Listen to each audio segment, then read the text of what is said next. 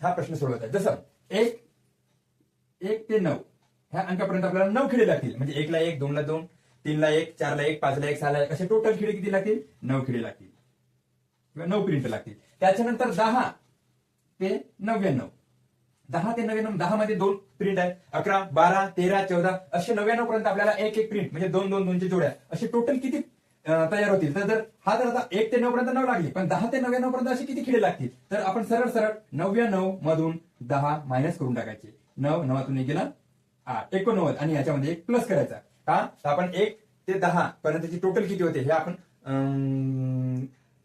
संख्या या टॉपिक मध्ये पाहिलेलो आहोत. तर 89 प्लस 1 किती होतात? टोटल 90 होतात. मग 10 ते 99 याच्यामध्ये किती खिळे प्रिंट लागतील? आपल्याला 90 प्रिंट लागतील. त्याच्यानंतर 366 म्हणजे 100 ते 366 पर्यंत किती खिळे लागतील? Same procedure. आपल्याला आता काय करायचं? 366 मधून 100 मायनस करायचे.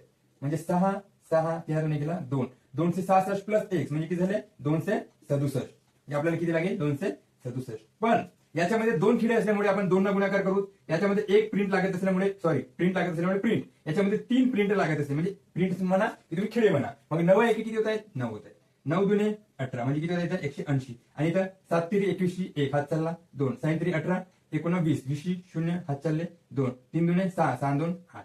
मग या सर्वांची आपण काय करायची? बेरीज करायची.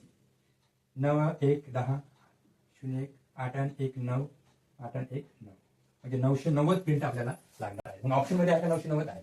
ऑप्शन नंबर 2 हा आपला काय